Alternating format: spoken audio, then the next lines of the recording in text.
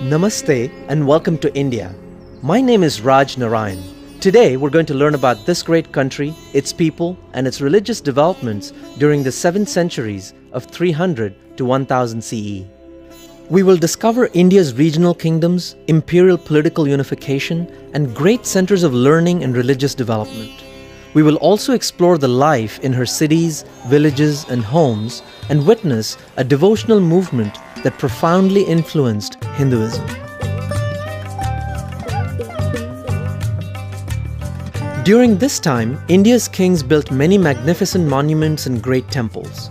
I visited the Kailasanatha temple at Ellora in Maharashtra. This temple was carved out of a single solid stone hillside using only hammers and chisels and not by stacking stones together. The work was begun in the 8th century and took 100 years to complete. 400,000 tons of stone were removed to create the many chambers.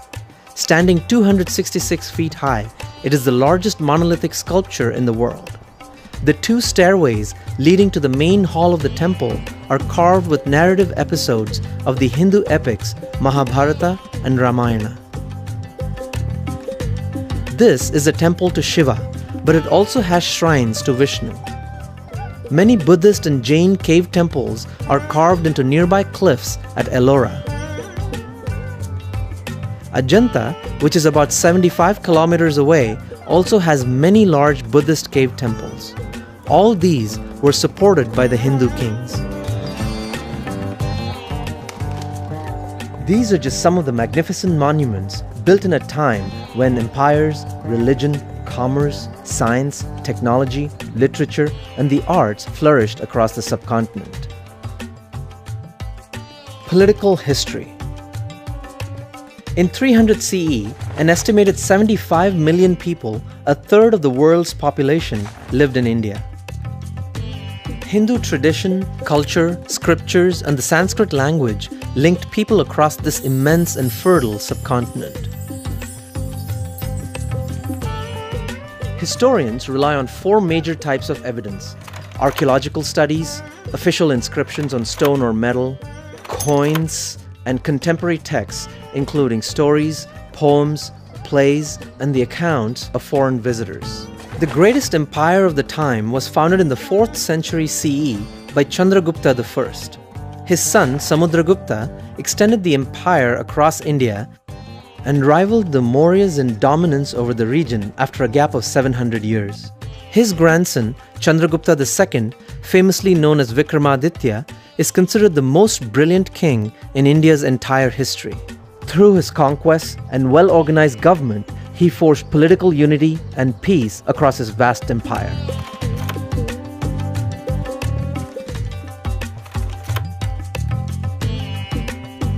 Historian A.L. Basham called it the happiest and most civilized region of the world at the time. What we regard as Indian culture today developed largely during the time of the Guptas. Ruling from their capital city of Pataliputra, the Gupta kings granted local and regional autonomy to the states under their control.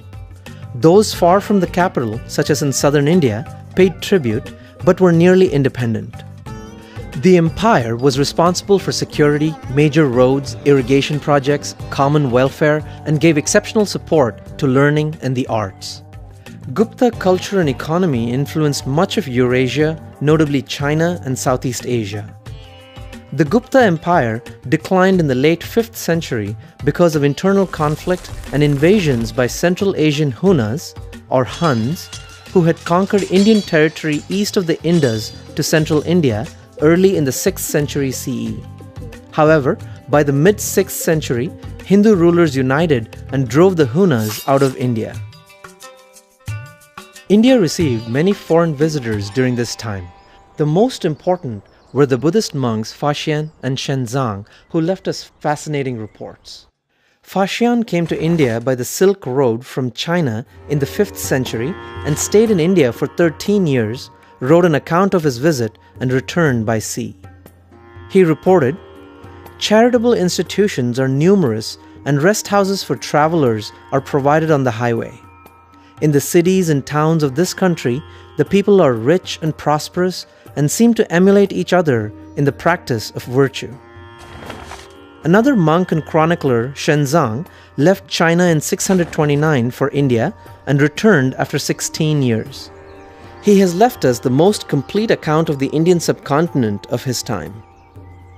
Shenzang describes a complex political environment with more than 70 regional powers. Many were part of the empire of King Harsha, while others were under the major imperial powers of the south. Shenzang was a guest of Harsha's court for about a year and praised his patronage of Buddhism, just rule, and generosity. In the 8th century, the Rashtrakuta dynasty took control of the entire Deccan region, parts of west-central India, and much of the south. The Rashtrakuta dynasty also built the Kailasanatha temple in Ellora. Between the 8th and 10th centuries, they competed with the Pratiharas and Palas for dominance over the subcontinent. The Pratiharas at their peak ruled much of the north. They were the first to effectively stop the Arab-Muslim invasions into western India in the 8th century. They exacted tribute from the Arab rulers of Sindh and Multan and blocked any further advancement for over 200 years. The Palas, a Buddhist dynasty centered in eastern India, reached their zenith in the early 9th century until the Pratiharas largely displaced them from the Ganga plains. There were several large Hindu kingdoms in the Deccan and southern India in this period. They included the Chalukyas, Pallavas, Pandyas, and Cholas. Rajendra Chola I unified the entire south. The Cholas boasted a large army and navy, and their maritime expeditions are unique in Indian history. To protect vital trade routes, they subdued kingdoms as far away as Malaysia and Indonesia. The Cholas also dominated southern India's trade between the Middle East, Europe, Southeast Asia, Africa, and China. Indian traders facilitated the spread of Hinduism and Buddhism throughout the kingdoms of Southeast Asia. For example, this is the great Chola temple at Tanjavur in South India, and this is the grand Prambanan temple in central Java, built in the 8th century by the Hindu king Pikatan in Indian style. And this is Angkor Wat in Cambodia, largest religious building in the world. India's rulers also welcomed Christians, Jews, Muslims, and Parsis into their kingdoms and encouraged them to settle and practice their faiths. This policy maintained religious harmony in society and, not surprisingly, aided international trade. For over 1,000 years, India was the richest region on earth. It produced 30% of the world's total food, goods, and services, while China produced 25% and Europe, even by 1000 CE, produced just 11%. City and village life. Cities and towns grew up as centers of commerce along important trade routes at sea and inland river ports and around major temples and pilgrimage centers. Cities were largely self-governing. A ruling council consisted of a chief records clerk and representatives from large businesses, smaller merchants, and guilds of artisans. An ancient Tamil epic poem called the Ankle Bracelet describes life in a city of that time. Shops selling similar products were located near each other, as they still are in many cities of India today. The poet wrote, "In the streets, hawkers were selling ointments, bath powders, flowers, perfume, and incense. Weavers brought their fine silks and all kinds of fabrics made of wool or cotton. There were special streets for merchants of sandalwood, jewelry, faultless pearls, pure gold, and precious gems."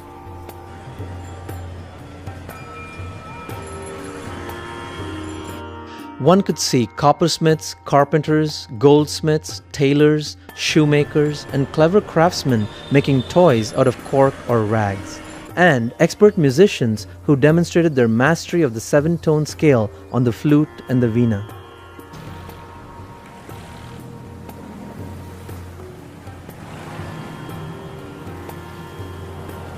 Only 10% of the population lived in cities like this. The rest lived in villages surrounded by agricultural land, as 2/3 still do in India today. Each village had a pond or reservoir, wells, grazing grounds, and at least one temple. India's year-round warm climate and monsoon rains allowed farmers to grow 2 crops a year or more. The villages were self-sufficient. People bartered and sold their goods in local markets and in nearby towns. Because the village jatis or castes were hereditary, the families became expert in their work, be they farmers, craftsmen, or merchants. Each family interacted with the other jatis. There would be a family barber, washerman, carpenter, blacksmith, and others providing their services to a family generation after generation.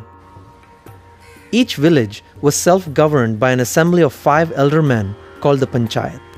The central unit of society was the joint family as it is today among many Hindus. Father, mother, sons and their wives, unmarried daughters and grandchildren all lived under one roof. Land and finances were held in common and everyone worked for the advancement of the family. Marriages were ideally arranged by the parents and the boy and girl had little say in the matter. But howsoever the union occurred, such as elopement, the marriage itself was recognized. In an arranged marriage, the boy and girl usually came from different villages. Visits to relatives created a strong communications network through which news, ideas, trade, and technological innovations flowed freely. A classical age of culture and religion. During this time, India gave rise to a vast wealth of literature, including plays, poems, songs, and epics in many languages. The world's first universities were flourishing in India during this time, including Takshashila, Nalanda, Vikramashila, and Vallabhi. Students studied the Vedas and 18 arts and sciences, which included medicine, surgery, astronomy, mathematics, agriculture, accounting, law, and military strategy. Shenzang stayed at Nalanda University for 5 years around 640 CE. He described it as a free residential center of advanced studies, notably Buddhist, with 1,000 teachers and 10,000 students. Nalanda was supported by royal endowments from both Hindu and Buddhist kings, as well as regular income from nearly 100 villages. Many Hindu saints of this time preached the importance of devotion to God in what is called the Bhakti movement. Bhakti means devotion or worship. The saints stressed one's personal relationship with the divine as a love-centered path of spiritual advancement.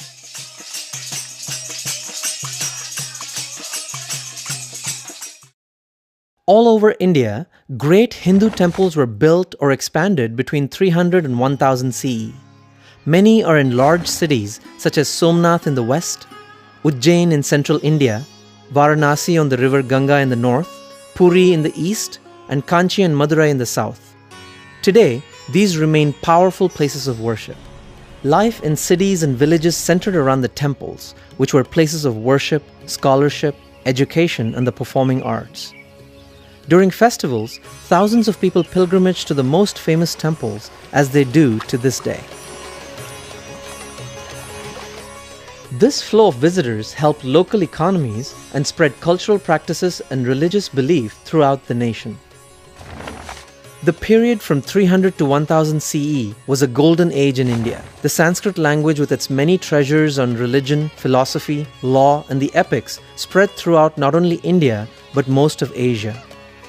Hinduism thrived throughout this period, with the Bhakti movement in particular popularizing devotional worship across the subcontinent through sacred stories and songs, especially those of the Tamil Arvars and Nayamnars. India's prosperity, stability, and religious harmony gave rise to philosophical, technological, scientific, literary, and artistic achievements that set high standards for succeeding generations. Unfortunately, there were those on her northwestern frontier who coveted India's wealth and lands and were driven by a desire to expand their faith and obtain glory.